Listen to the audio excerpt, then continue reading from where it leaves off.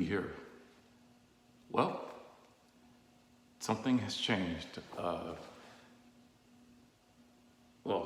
Something changed in the garage. This has to go. Yep, my 2016 Tesla Model X is going to be replaced with another Tesla Model Y. So that's cool. Why do we do it? Well, first let's take a look at it. I didn't get a chance to show you guys the car in a little bit more detail. It is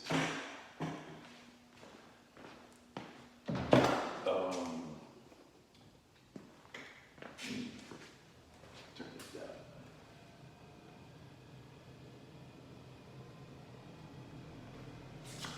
It is multicolor red. And that's the AC, forgive me for that. With the tan interior, real carbon fiber, ventilated seats, and of course the balcony doors that everybody just loves. And this is a 6-seat Tesla Model X. And these seats are on pedestals, which is very, very cool. So, very nice car. Carbon fiber accents, suede and headliner, suede in the dashboard.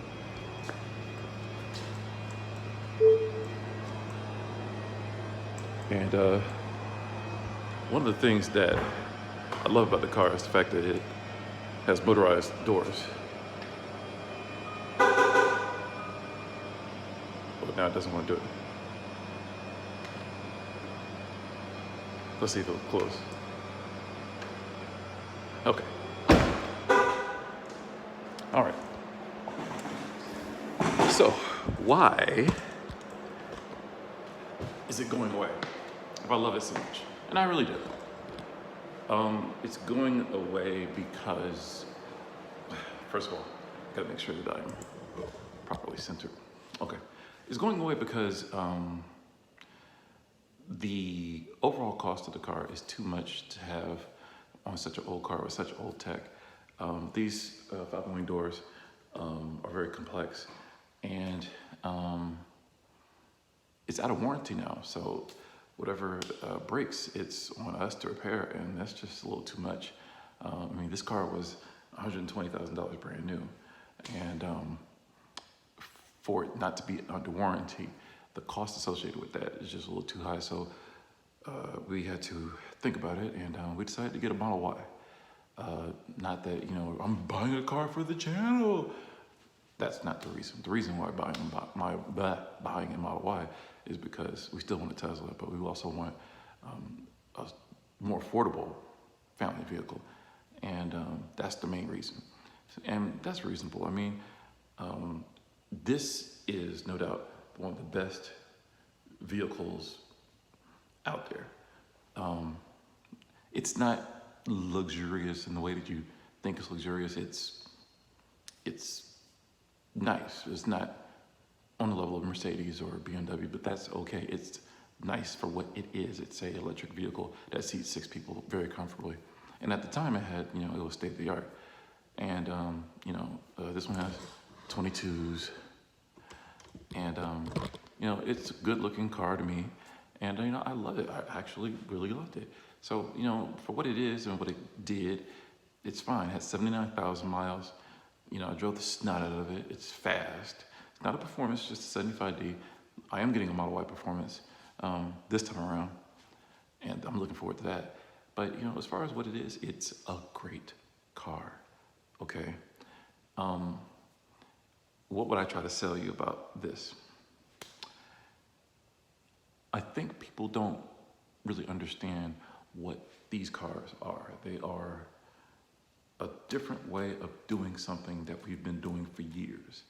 Driving a car without having to put gas in it, and doing it in a way that's more efficient, more fun, and better for the environment. Am I a tree-hugging hybrid lover? Absolutely not. I'm a tech lover, and this to me is more of driving your phone as opposed to driving for enjoyment. I'd much rather be in something sporty and driving, and having the engine sounds and stuff like that associated with it than this. This is great for getting from point A to point B in the most efficient way possible with the best tech possible. And that's what Tesla is about. The experience is not something where you want to get up early on a Sunday morning and go for a drive. This is more like the best daily driver you can possibly have. And between the 3 and the Y, you can't go wrong with those two vehicles. And even with Model X for what it is, but right now it's just so expensive. There's no real point in buying a 6-figure Tesla anymore when there's 3 and Y out there, or Cybertruck, which I thought about getting as well. So, for what it's worth, it's a great vehicle, and I'm going to miss it. But, it's for what it is and what it does, it's great. Beautiful interior, technology was there. It's everything you could want in a car. And I highly, highly recommend it. If you haven't ridden one or driven one, don't say nothing, because once you actually experience it, then you get to understand why we're such big fans of it. And that's why I'm buying another one. And I will always have one Tesla in here. I do have, this 2020 Camry Hybrid XLE. That is my wife's company car. But, it just happens to be that way. Like I said, I'm not a hybrid lover guy, but it's just happened how to be. And this is a decent car too, and we can talk about that too. But as far as leaving and having another Tesla incoming, Model X, great vehicle, expensive to repair. Had a recent air conditioning error that required a battery evaporator valve for $265, but it could have been $765 if it was another part, but fortunately for me, it was a $265 repair. The car was trying to decide whether or not to cool us or to cool the battery, so it chose the battery. So the air conditioning wasn't working, so they had to get that repaired. One thing about as far as maintenance, never had to replace the brakes because of regen. No tune-ups ever. No real major repairs at all. 2 sets of tires. These are Pirelli Scorpion Zero Scorpion Zero. They're not run flats, but they're really, really expensive tires. These 285s in the back and 255s in the front. They're staggered. A lot of people don't know that the Teslas stagger their rear tires. So you got a little bit of fat tires in the back. What else did I have to do to the car? I had a windshield that I had replaced late last year. Had, what else did we have? We had HEPA filter this couple months ago. Replaced the HEPA filter because of COVID. So we replaced that. Cabin air filter was done last year. And that's really it. No real issues. And that's what's so awesome about electric vehicles. There's no maintenance. Insurance is lower. Taxes is lower. Carrying costs is just lower. It's a win-win situation. So in fact, this car was a lot more affordable overall than a gasoline car of the same equivalence. If it was like a Audi Q8, maybe Q7, or BMW X5, or BMW GLE 450, AMG, something like that, it would have been a lot more to run. So for what it did for 5 years, this did a great job. And I'm very pleased to have owned it. And would I buy another Model X?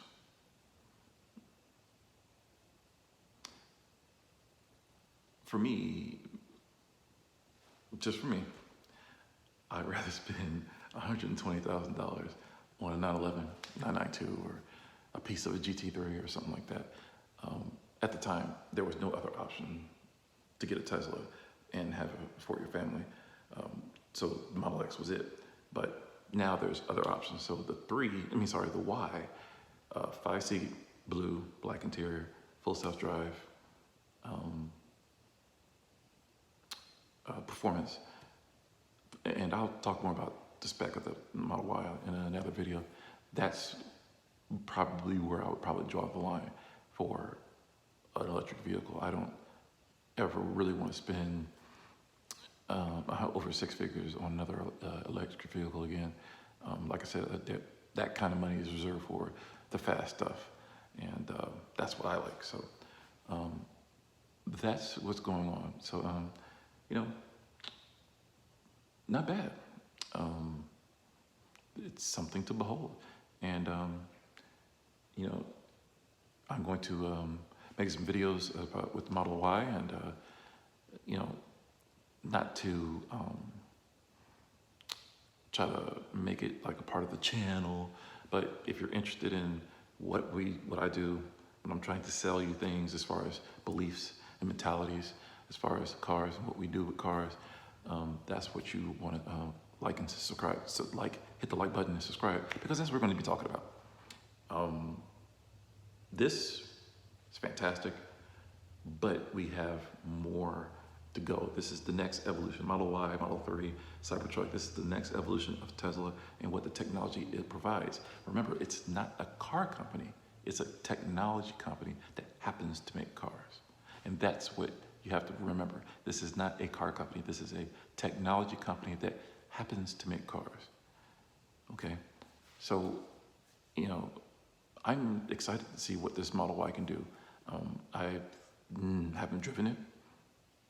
I've seen it. I just ordered it yesterday. So when you guys get the video with me getting it, and I'll take up some footage of taking ownership of it, delivery, and picking it up, then we'll see from there. But Model 3 seemed to be awesome, and I drove the performance Model 3 before, and I thought it was really, really good. So the Y, who knows? But I do know that tech is going to be there. It's going to be fast. I do know that. I know that there might be some body panel gap issues, and there are some body panel gap issues on this one too. This part right here had to be replaced. There were some seam issues on the hood that we had to replace, and that comes with it. I don't want you to think that these issues are acceptable. No, we don't like them. No Tesla owner likes having their vehicles having gigantic body gaps, but knowing what it is, and believe it or not, the service centers take care of the stuff. Don't listen to people complaining about the body gaps and stuff like that. They take care of the stuff. They will fix it if there's a problem. Don't even take delivery of it. Give the car once over, take a look at it, look over the car with a fine-tooth comb. They will fix every single thing you say. They don't ever think that they won't. There's no, at least in my experience in Atlanta, Georgia, the service centers here are excellent. They will fix your car if there's a problem. So as far as taking delivery, it's fine. It's fine. So, this is going to be great, and I'm excited to see what the next big thing. Will this thing do like Knight Rider, with a, coming to me, pick me up from the mailbox at my house, or, what exactly is next with this full self-drive feature? I'm curious to see how that goes, and because I don't have, this is autopilot 1. Notice there's no cameras, there's no side cameras or interior cameras. This is old school. First 15,000 Model X's ever made. So a lot of the things that people are appreciating now, I never got a chance to experience because I bought my car in October, right before Autopilot 2 was announced. Yeah. So perhaps I shouldn't have took delivery of this one and had them make me another one, but I did, and it was fine. I was very salty, and still kind of salty, about not getting the Autopilot 2 car, but for what it's worth, this was a good vehicle. and it was a blessing to have, and you know, I'll miss it. But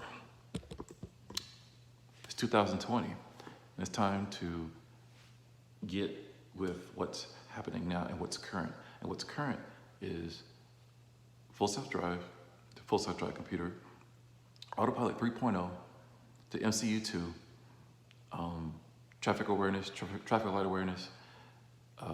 What else is going on right now? So much stuff's going on with full self-drive and the features, especially right now with traffic light recognition. That's something I really want to test. So sky's the limit. So like I said, let's see what they do. This guy right here, named Shaka, by the way. He's going away to CarMax tomorrow, and the Model Y should be here, and they say 4 to 6 weeks, 4 to 8 weeks, but I'm hoping that, I can get a call hopefully within the next couple of weeks saying, hey, we got a chassis for you and a VIN. I don't know. But as far as ordering this, I ordered it online as well. I used my own code, and I'll attach my code in the comments below if you want to use it. I got the VIN about 2 weeks, 3 weeks, about 3 weeks after I ordered, I got a VIN. And then I got the car about, I delayed it for several months, but once I got to the date that I said I wanted to pick a delivery, it was built in August for late September delivery. And then October is when Autopilot 2 came out. Yeah, so that happened. So hopefully we can probably get it delivered within the next 4 weeks, I'm hoping. So that's what's going on. We are still healthy here in Atlanta. I'm going to miss Bible in hazard mode. That really came in handy. But let's see what happens with Model Y, and more to come. All right. Don't forget, like and subscribe so we can talk more about things and get more into what these Teslas and vehicles are. And let me talk to you a little bit more in depth as far as why you should seriously think about electric vehicles, and then how you can afford it, because there is a way to afford it. Okay? All right. Take care. Bye.